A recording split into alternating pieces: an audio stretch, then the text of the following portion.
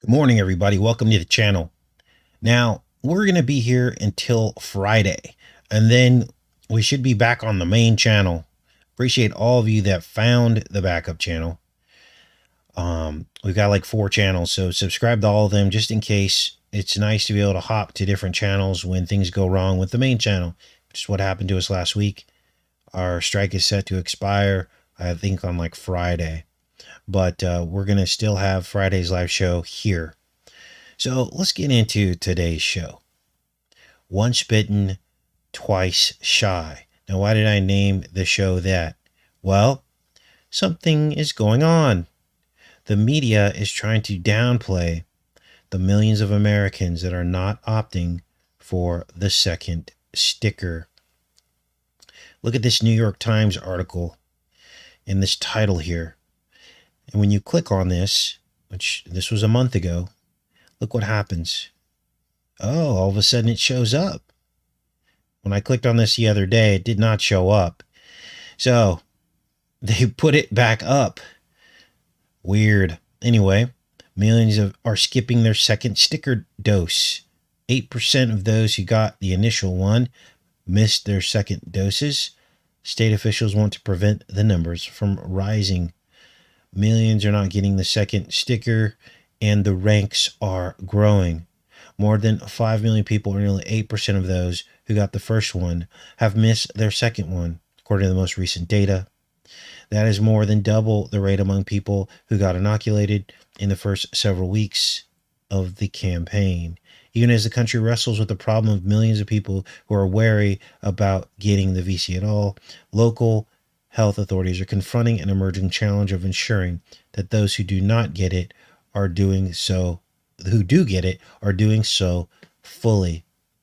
Now, here is a local station that covered the same exact story. This is Detroit, talking about the millions of people that were once bitten and now twice shy.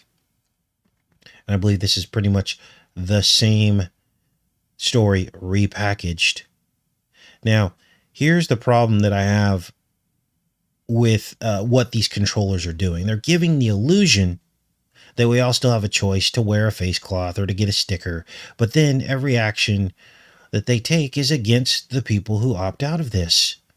It's really despicable what they're doing in terms of alienating and dividing and discriminating, and this predatory behavior hiding in plain sight. So, as we've seen in entertainment programming in TV series like Sweet Tooth, this 4th of July thing keeps popping up. These fireworks displays. And in Sweet Tooth, let me play this clip here. Here it is. This mother of a hybrid sanctuary zoo, she tries to repel these bad men with a fireworks booby trap.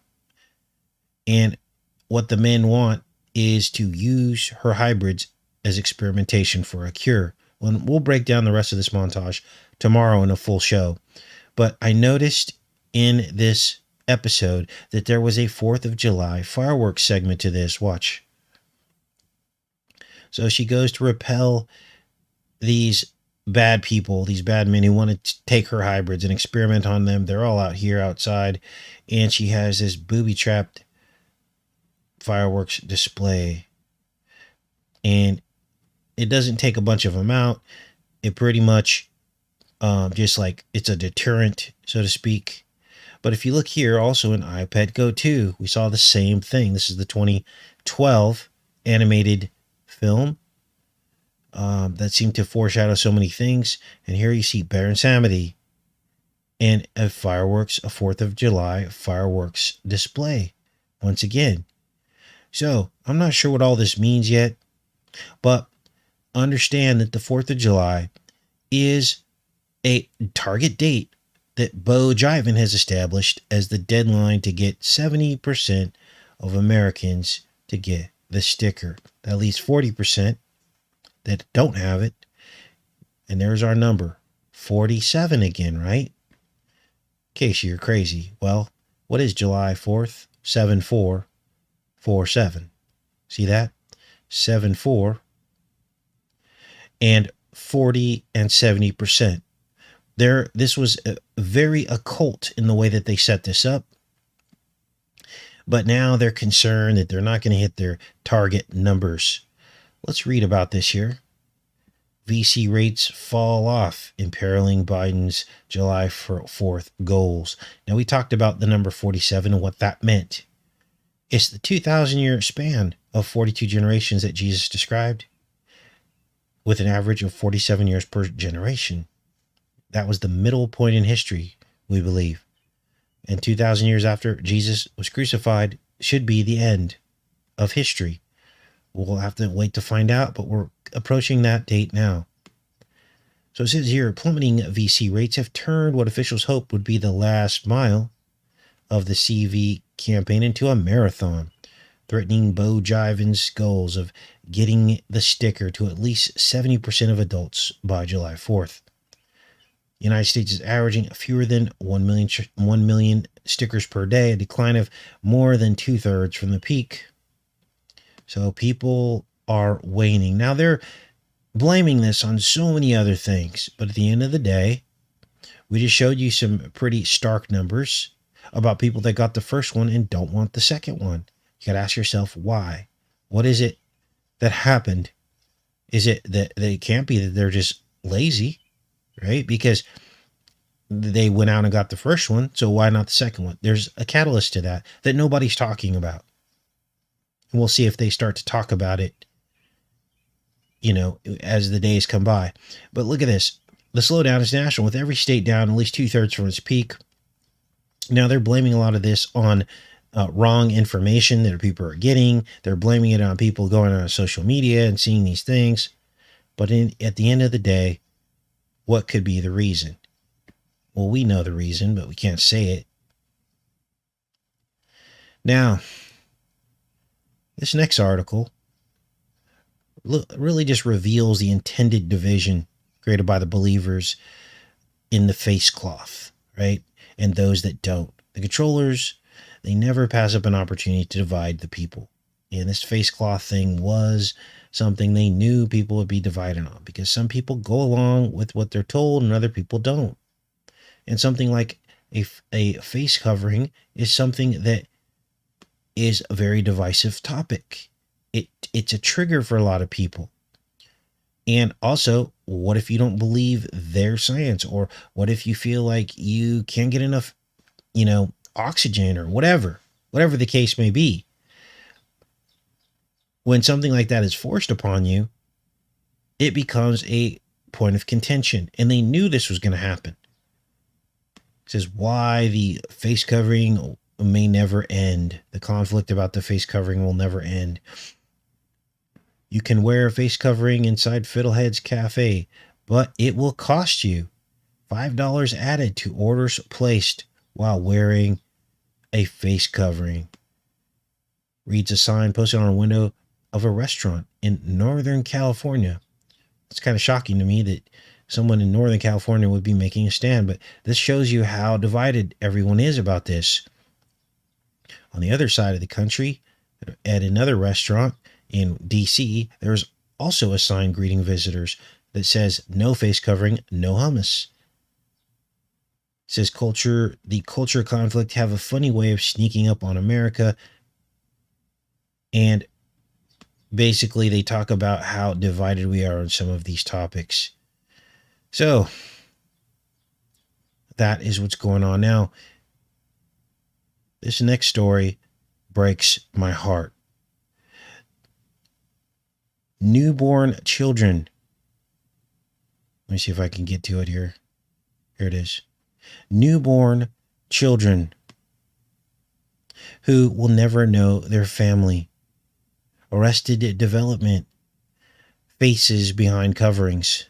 Now, nobody is talking about the possible psychological impact of children and infants not being able to see people's faces, having their own faces covered. Here it is. Bringing home a newborn is already one of the scariest and most vulnerable times for parents. Bringing one home during a pandemic creates a host of other questions. worries and risks. Opinions abound from pediatricians, well-meaning relatives, and strangers on the internet. And many new parents remain unsure how to protect their families while enjoying a bit of post-quarantine freedom. So their recommendations here are that you limit the amount of people that get to see the newborn, limiting contact. And many of these people will no doubt be wearing face coverings as well. Precautions. There's no magical number as to how many visitors. This is relevant with any newborn. So basically, people are now having to make a choice. Which family will I let come see the baby and which will I not? Well, you could rest assured that people that are buying into this, the first people that they're going to prevent from seeing the baby are people that have not gone along with this or protested the spamdemic, who maybe haven't got the VC yet or don't want to wear a face covering. You see how this continues to divide us, and it's all intentional. Now, this next story, we talked about how this whole thing would never end. And if we start down the road, that this will just be an ongoing thing where every single year we get the sticker or a new variant of it, programming and preparing Americans for the endless parade of stickers. And so this story confirms that a different kind of VC is coming, and it could even be more protective. So these things are just ongoing as they tweak these things and adjust them. And that's why I know a lot of people are trying to pin me down on this in terms of, is this the mark? Well, you guys, this is the first step in it. Even if this particular round doesn't do anything to you, it's the programming that 50% of the world is willing to get something put in their arm, and they can, from this point forward, they can do anything they want with this technology. They can change it. They can adjust it. They can do something next time. This could be the straw man. This could be the thing that they go, see, we didn't do anything wrong. See all those people that had all these theories about it? See, nothing happened. Even though some things are already happening. But not on maybe the wide scale that people thought. But it's happening. And so that's what this could be. And they love doing this. They love throwing these things out there to trick you, and then nothing happens, and then it discredits the people that made the accusation. This is why, look, I don't know the future. I don't know if this is the mark. I could tell you this, though. The psychological aspect behind this reveals itself, that they had enough mind control to be able to convince so many people to do this.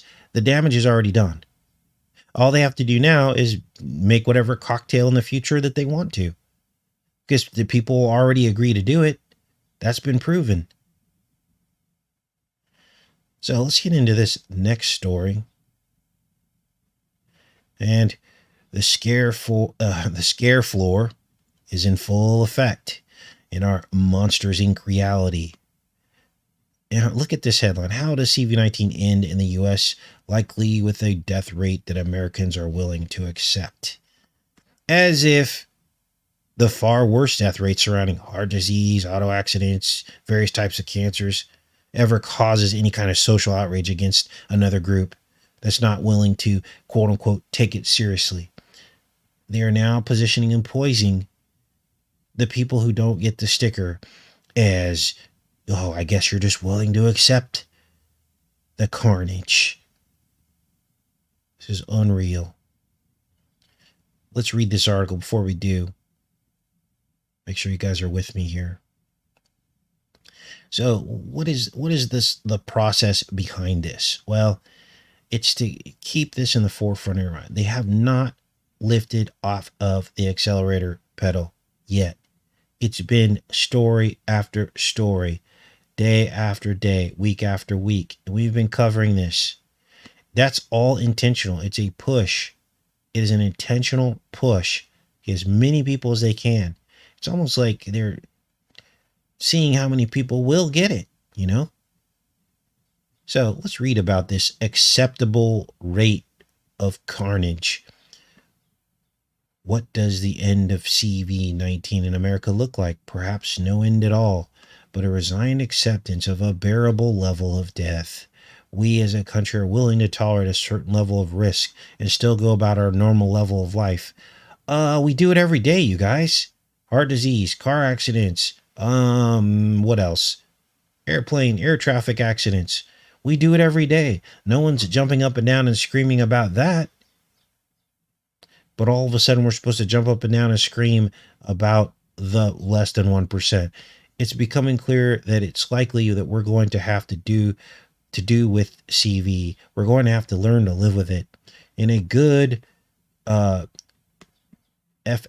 season, nearly 100 Americans a day might die. Yeah. Or more. That 100 deaths a day during flu this season is what Americans tolerate. And they're talking about a good flu season. So they're saying that CV is taking out 363 Americans a day. And again, this number, there are some different ideas and thoughts about that number, of course, but the media won't talk about that. And they're saying at the height of the spam, yeah, we're not in the flu season anymore. So, of course, those numbers come down. But this is the number they came up with per day of the people getting taken out by the CV-19. Again, that's the number they've given us. So, what do we do? Well,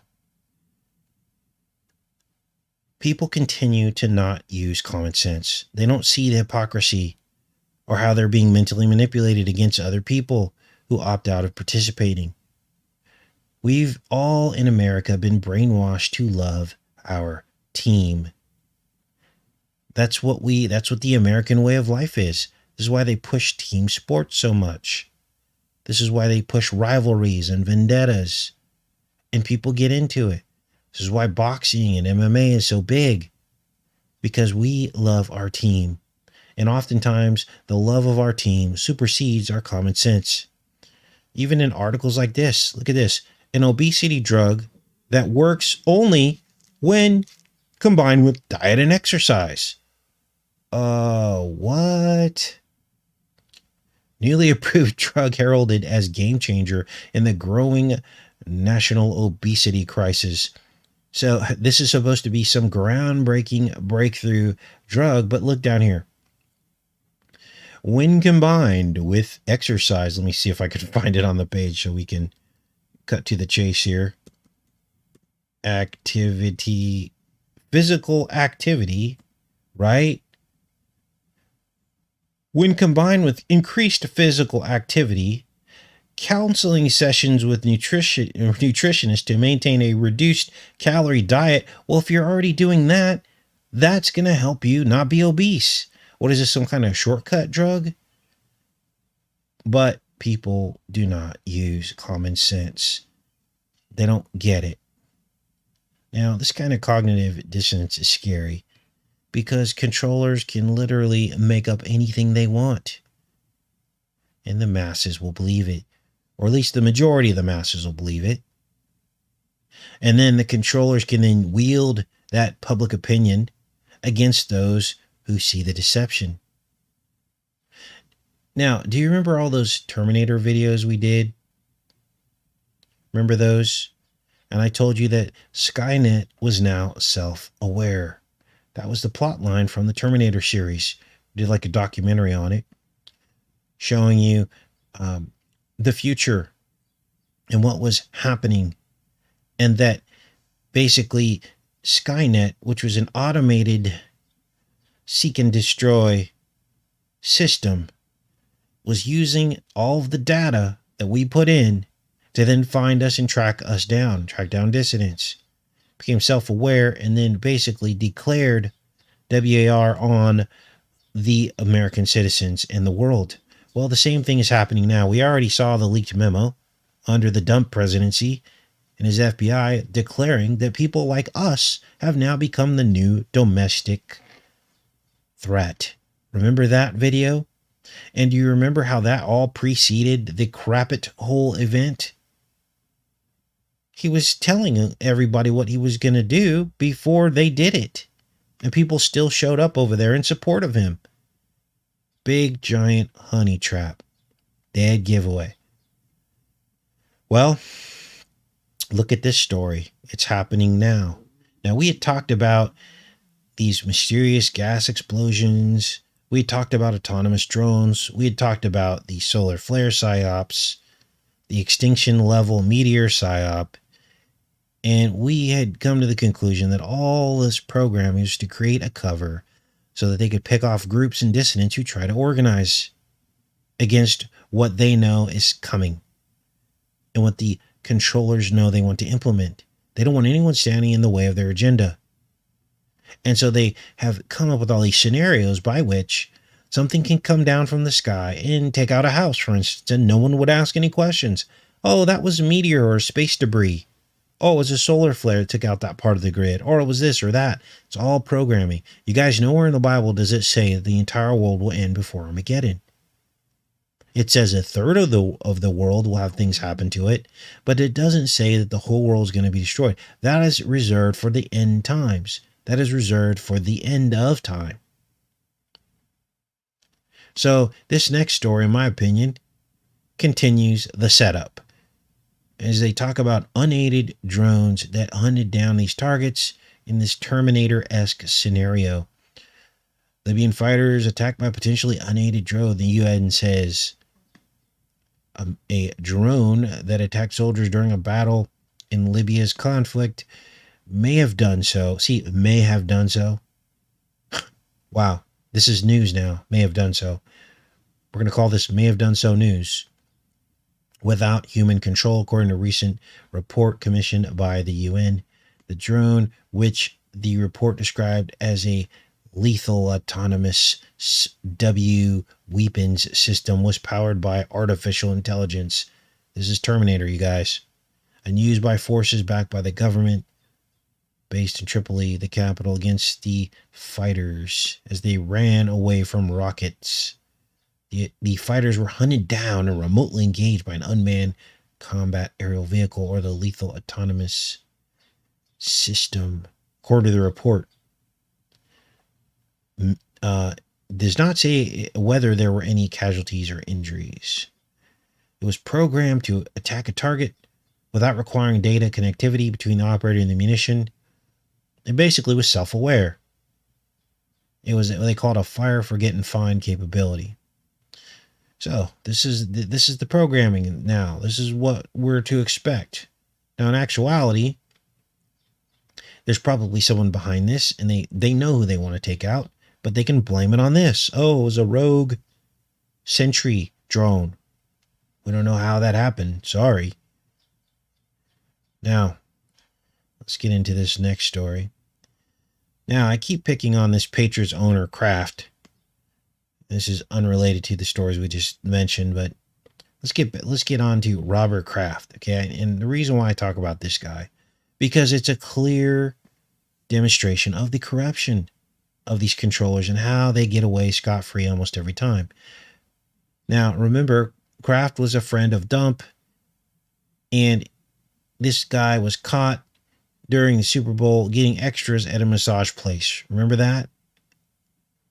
And he got out of it scot-free, no fine, no nothing, no jail. And guess who got in trouble? The massage place got fined instead. I think each of the workers got like a $5,000 fine. And remember, everybody thought that Dump was doing something about this kind of exploitation of people in general, especially children. But him and his buddies and his cronies, they go by different rules. And Kraft is on top of the world again.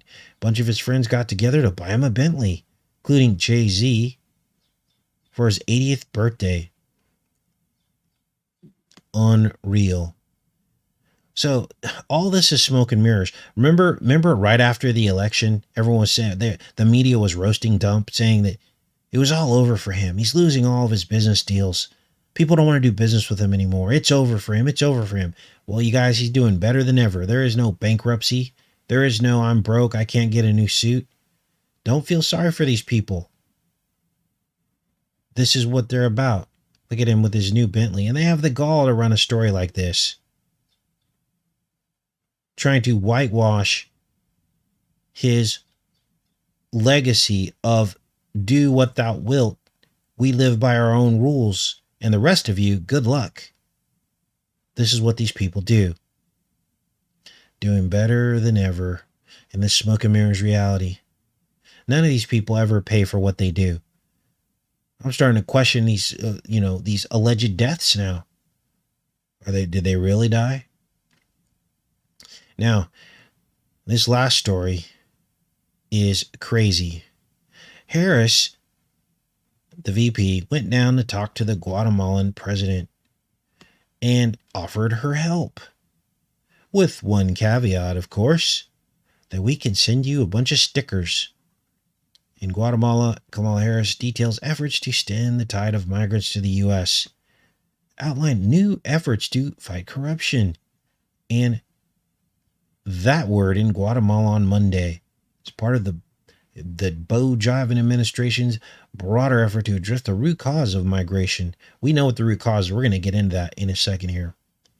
We want to help Guatemalans find hope at home, she said during a joint press conference.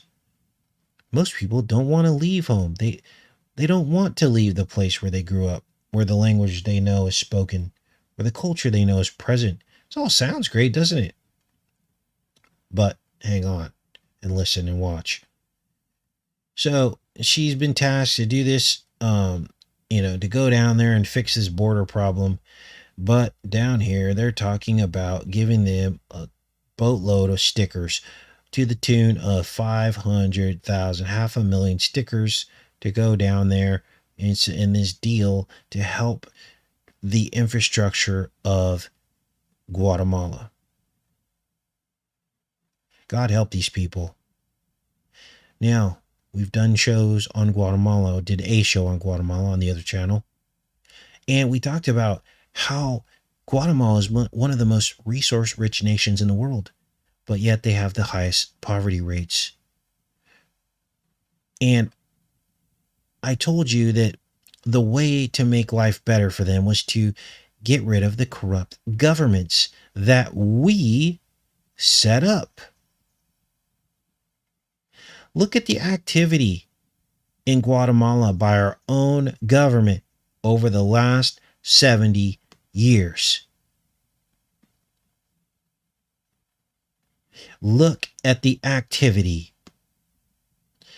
in Guatemala over the last 70 years. And you tell me why this nation is still poor. This makes me so mad. With all of this focus and attention and interference and manipulation and coercion over much of the recent history of Guatemala, why is it that they're still poor? What else is going on here? There's got to be a reason why this nation is being exploited. There's got to be a reason why we care so much to upset these governments down there.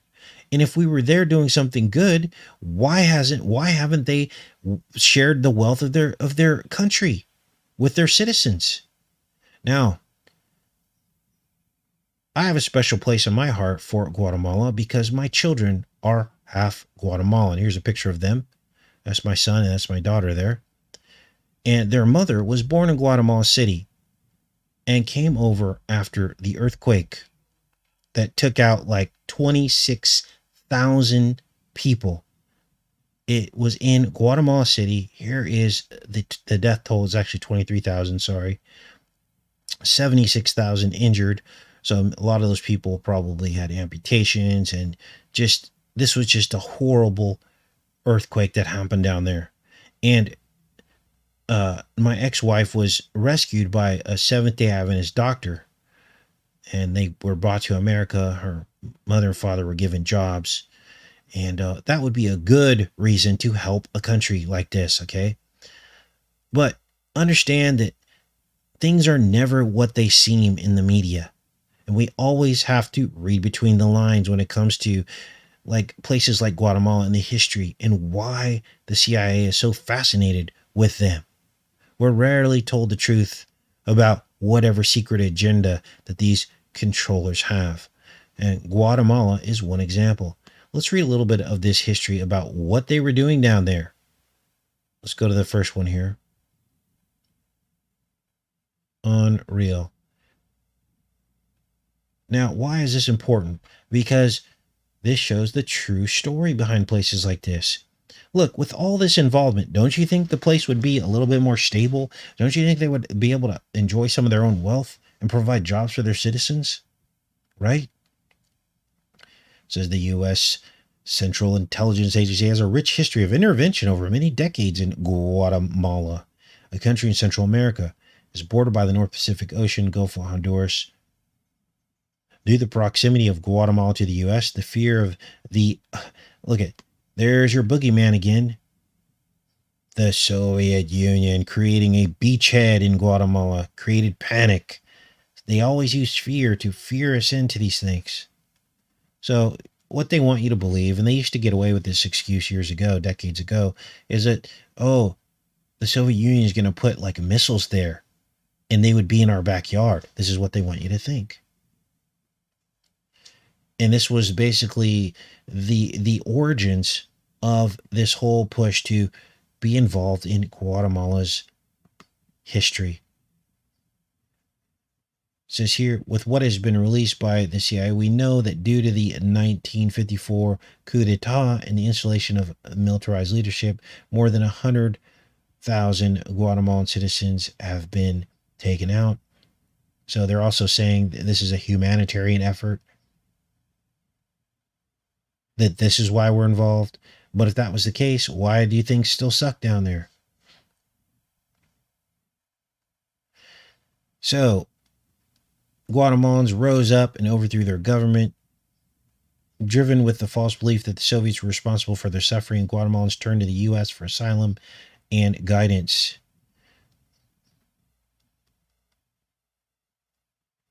All right, let's get down into some of these stories here. Operation PB Fortune. Nicaraguan President Somoza visited the U.S., expressed confidence in the ability to overthrow Arbenz. So they were trying to overthrow this Arbenz guy. Nicaraguan dictator mentioned that given the chance to receive arms and supplies, he could orchestrate Arbenz overthrow with the help of the Guatemalan exile Carlos Castillo Armas. So apparently this was the first attempt to mess with the Guatemalan government. Now this goes on.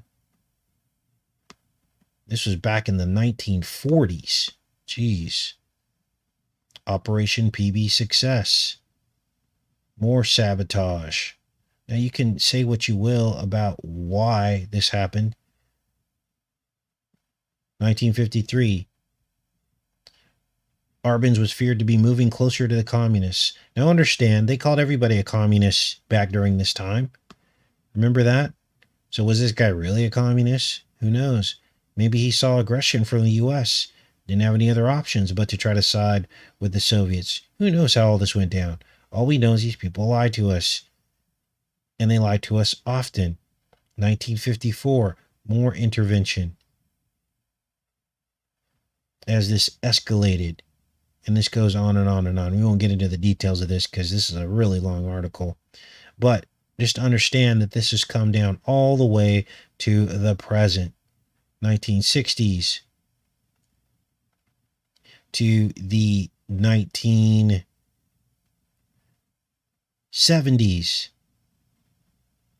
This is all the CIA intervention and into the 80s and to the present time. Now let's go back into the chat here. We have another show scheduled for tomorrow. We're going to be looking at the rest of Sweet Tooth. I finished the entire season and put together a montage many of you have not seen yet. I think it's only got about 2,000 views here. Uploaded it last night. So if you haven't checked, check on this channel. And we uploaded Sweet Tooth, a montage that's about 6 minutes long. We'll be doing a full show on that montage tomorrow, but please check out the montage that we did, so you're prepared for tomorrow's show. And in that show, we get the truth about Sweet Tooth, that he was created in a lab as a result of a gain of function research on VCs and viruses.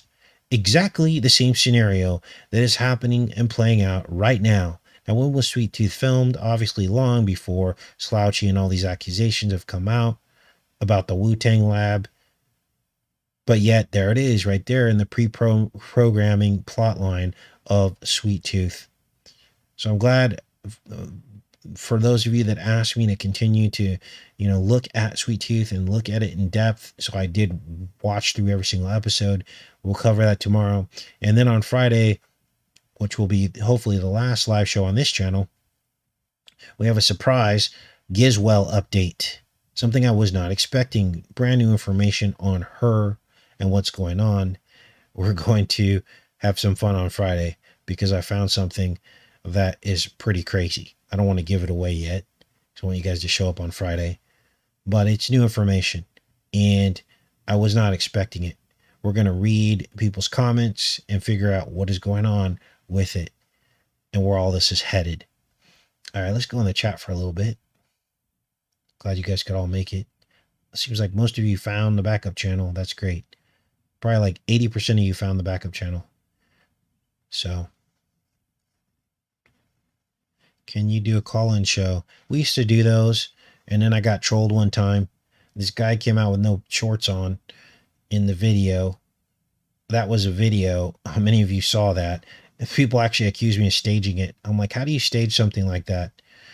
And why would I risk my channel with some guy with no shorts on? That's just stupid. That just would not happen. So the guy came out. Some of you actually saw that show and were a little bit freaked out by it. But I don't really do live stuff anymore like that because there's way too many trolls out right now. Our channel's being watched. Our last strike we got, as a matter of fact, was from 2020, a video we did last year. So someone has been basically going through and mining my channel to find strikes is what's happening. So we're being watched, and anytime they have an opportunity to disrupt either our chat or anything else, they're going to go for it, right? In fact, Tom and I talked a little bit about this yesterday. He's the moderator, and he was saying how there are certain people in the chat that bring up the same issue over and over again every time they come into the chat, and it's basically meant to divide everybody and get us fighting about things that have nothing to do with what I'm talking about. And so I've instructed Tom to give a warning and then start blocking people. So understand that all of that's coming from the enemy. He wants to distract you from everything we're looking at right now. He also wants to disenfranchise people from coming into the chat. He wants you frustrated. So when you come to the chat, it's not a fun place to be. So we clean house. We show people the door. And you can call that censorship, but it's really not. This is our living room. This is our place, our home. And we've worked really hard to make a nice home here for everybody. And when people are rude to you, then you get shown the door, just like they would in your living room or your home. You wouldn't want someone to be forced to stay in your home at your dinner table while they're insulting you and your children, right? So that's the way I look at it. Now, large publishers, notice the word, have a responsibility to maintain free speech because they are the ones with the platform. That's completely different than us on one of the channels having discussions about these things. Okay. And you'll notice that this rule applies to everyone. Look at what the mainstream media has done. They've closed their comments and chat sections. Is anyone complaining about that? When you go to some of these stories, there's no comment or chat section. And so that's basically, some people would argue, oh, you're taking away our free speech, but really that's their own living room. They can do that, even though I don't like it, because I want people to be able to have discussions about some of these news stories. Okay. So that's the way this works. Now, is it a cool thing to just close comment sections and close chats? No, there's a fine line. Okay. So, hey, you can say whatever you want. Just don't come in and disrupt everything, because that's not what we're here to do. We're here to talk about stuff. So, all right, let's go into the chat here. Yeah, so we probably won't do any call-ins, unfortunately. There was a time in YouTube history where you could do that, and it was a lot of fun. We used to do whole shows on it, and you could come into like the Hangouts, and we'd have discussions about things and answer questions. We were a lot smaller channel back then. I know KJ's tried it as well, and he got burned a couple times. So, wow, Trudy says she unsubbed because of some of the racist comments. Well, here's what you can do, Trudy. You can actually block those people on your own. There's like a little on your little three things here. You go to that person and you can block them so you don't ever have to hear or see them ever again. And you can also send me a private email and screenshot what someone said, and then I can go back and block that person too. Okay, so those are a couple ways to deal with that. I'm sorry that happened to you, and thanks for bringing that to my attention, Trudy. So, but my point was made there with your comment that, see, this is what happens. People get disenfranchised because of certain chats. This is why you have to moderate your chats. You have to. Someone could just come in here and just drop the F word every time they wanted to, every single comment, just keep hitting the enter button. Are we supposed to let that stand as well? No, of course not. So there's this gray area of moderation, and understand that these platforms can be used as mechanisms to disrupt people's message as well. And you have to deal with that and handle it. So I'm thankful for Tom that he's agreed to do this for us. Please don't blame him for anything. He's working under the guidelines that I've set out here. So don't get mad at him for doing his job. Okay. And he's doing a great job. I'm blessed to have a God-fearing man or woman in here doing the moderating. Tom obviously loves God very much. And so that's about all I can ask for in terms of someone to come in here and moderate for me. And he's sincere. So I appreciate that. Okay.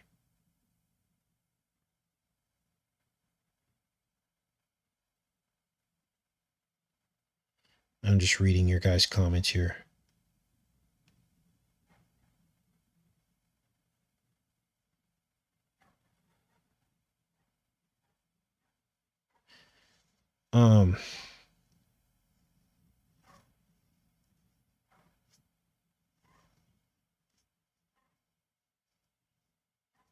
I have no power or control in this reality. Someone said we're arguing for a minority report society. Absolutely not. What kind of influence do we have in this reality? The people that have the influence and power are the ones that hold the keys to censorship, true censorship. The people that are held down and cannot make change because their voices are being silenced, that's something different. We don't do that here. And as I explained earlier, it's a lot different. This is our living room. Now, if I ran a platform, there would be a responsibility to allow all that to happen. If I ran the platform, we don't run this platform. So, look, I'm sorry if you have a problem with that, but understand that there are a lot of other channels that take a much harder line on this kind of thing. They won't even allow people that disagree with them to come on their channel. A couple of channels come to mind that take a very hard line on disagreement on their channel. And I've seen it with my own eyes. There are channels that don't even allow you to promote other channels in their comment sections. We allow that to a degree. There's a couple channels that I don't let people promote.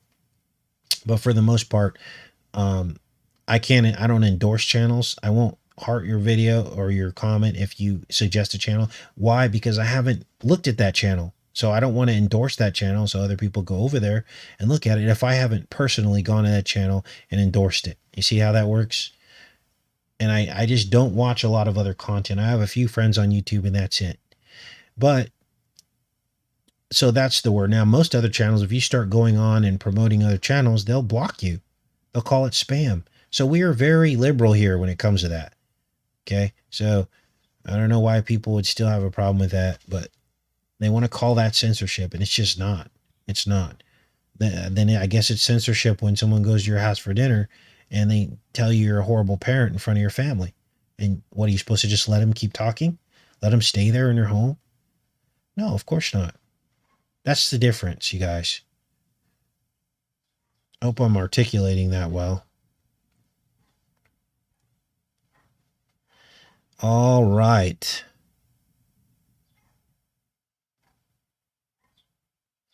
Yeah, I like KJ. He's cool. He's been getting hit hard this year. You know, it's very difficult to change the way when you can't speak like freely, you know, and just say what you want in fear of losing everything, losing your ability to connect with people. It's very shocking. Okay, and it's amazing that more YouTubers that are doing what we do aren't traumatized by this, because it's very hard to wake up every day not knowing if you're going to get that email that you got a strike or you've lost your channel. Okay. That's why all of us have multiple channels. It's not because we're doing anything nefarious. It's because this is what YouTube's forced us to do. Pretty soon they're going to be able to find a way to link our channels together, and they're just going to do they're going to do one strike and all your channels are out. That's probably what's coming next. But until then, this is what we have to do, you guys. This is the only way we've been able to maintain a presence. And I'm sorry. I know it sucks sometimes. I know that, you know, it sucks having to, you know, subscribe to all these different channels and all this stuff. And I know that that's hard to do. And I apologize for that, but this is what we're dealing with. I'm a little worried about some of these alternative channels. Like, I'm on Odyssey, but it's just weird. It's weird that none of these channels, that they're all based on this crypto. It's just weird to me. It's almost as if they're tracking everything and getting ready to take all that down. Why isn't there a copycat YouTube channel that does exactly the same thing YouTube does? That's not based on crypto. They're all based on this alternative currency. Nothing is the same. Think about this for a second. This is the big white elephant in the room. Why is it that, I mean, wouldn't there be a ton of advertisers that would want to market to people in the truth community, right? A couple things come to mind. Tents, purpose supplies, all these channels doing all this stuff on you know, meals ready to eat. You know, they're selling prepping supplies and all this. Wouldn't like all of those different advertisers want to go onto another platform where now they call it like a demographic? This is how marketing works. They call it like a demographic. Why? There's this big opportunity for anyone who wants to take it. Why wouldn't the guys at Odyssey go, hey, let's start inviting some of these prepper people on here to do this, you know, advertise over here. And then a lot of us YouTubers who we make crumbs basically on YouTube. Okay. We get up and do this every single day. Yesterday, I basically binge watched like 5 episodes of Sweet Tooth. Then I captured like 25 clips, edited that in Movie Maker. Then I put that together into a montage, uploaded it. Maybe a couple thousand people watched that montage. This is a lot of work. It's a labor of love. What better job is there than to go after the enemy and uncover all of his lies in your life, rather than feeding into his lies by just joining the system? Do you see the difference? This is a true labor of love. Now, most of us make far below what you would make exerting the same amount of effort going to a different kind of job that supports the beast system instead of works against it. But we do it because we love doing it. But it's interesting that none of these alternative sites have advertisers that will come on there and help support the creators that actually expose the enemy. Why is that? Something's going on here. Something is very suspect. Why is it all cryptocurrency? And that's what I'm working to expose. I don't know what's going on, but that's what they're doing. So I love each and every one of you. And those of you that have stood up, I know many of you have joined the monthly PayPal. It's like $6 a month just to silently support this channel. That always helps. That carries us through when things like what happened to us this week with the strike and being kicked off the main channel. That helps pull us through. So I appreciate that. And I try to spread it around so no one person has, you know, feels any kind of massive responsibility to help a channel. I don't really believe in 1 or 5 people giving a channel $500 or $1,000. I just don't really believe in that. I feel like everyone who does a little bit, a few dollars a month, that spreads it around, and then, I'm going to be on here every day. I'm always going to be going after the enemy. We're going to uncover this stuff. And so I appreciate all of you that have signed up for that silently, because you don't get like anything for it. You don't get like a badge here. You don't get anything. You do it because you want to and because you can, because you realize that one cup of coffee that you would spend that $6 on means the world to me and will help carry us through no matter what. It just ensures that we're always going to be here no matter what. I will always get up and do this every day. All right, let's go into the chat again.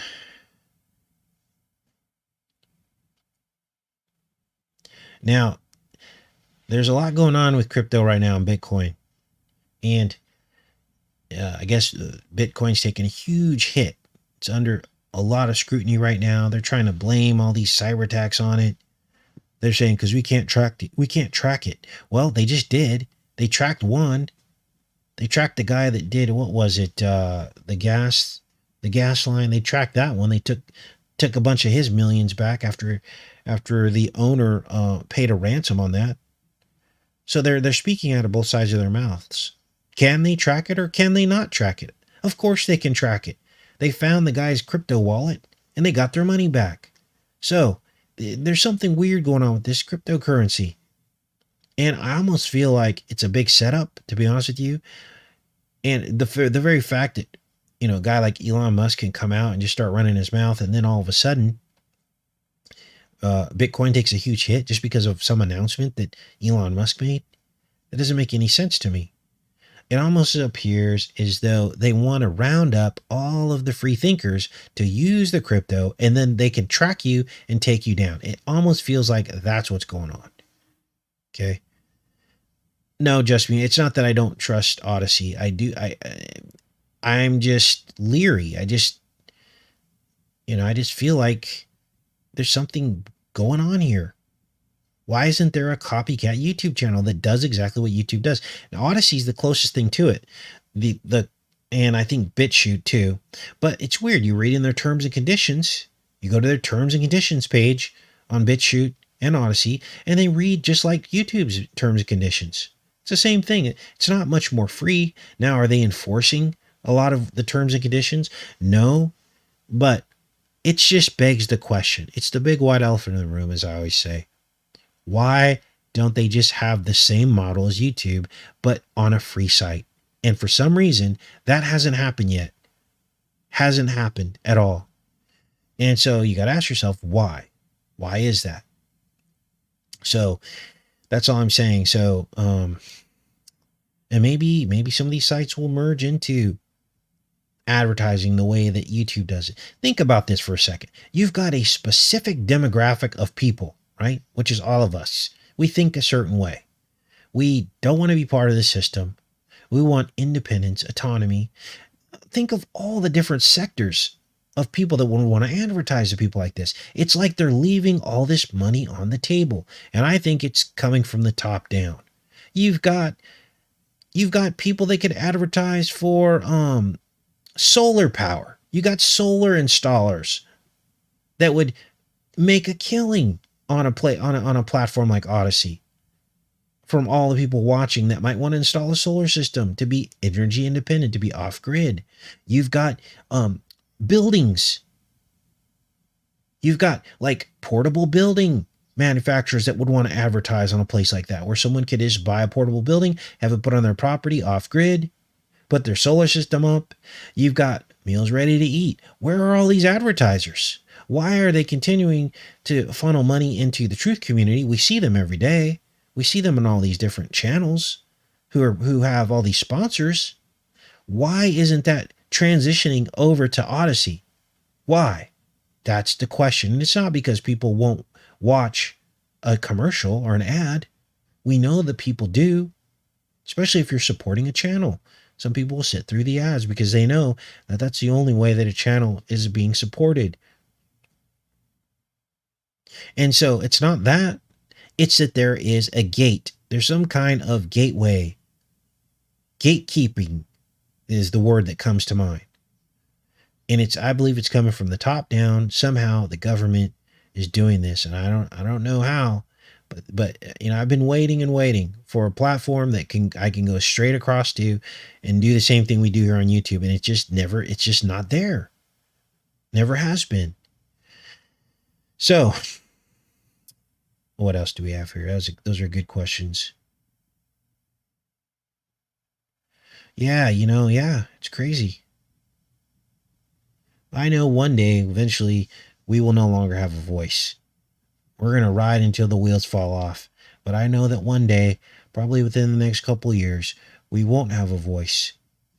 You know, a lot of these older platforms that made a go at it of providing an alternative platform to YouTube, you click on those links and they're gone. The platforms are gone, or it says this is suspicious activity or whatever. So, something bizarre going on. Well, I love each and every one of you. Thanks for showing up. I'll give a couple shout outs. There's Cynthia, CJ, Honey Ann. I saw Jade, Robert, Mammon is Jealous Master. Tom, of course, Barry, Watchman's Duty, Feminazi Slayer, T-Kerr, Carolyn. Many of you have been around for many, many years. Amy, Victor. I love you guys, and we'll be back on here tomorrow. Thanks for making it to the channel. Have a great day, everybody.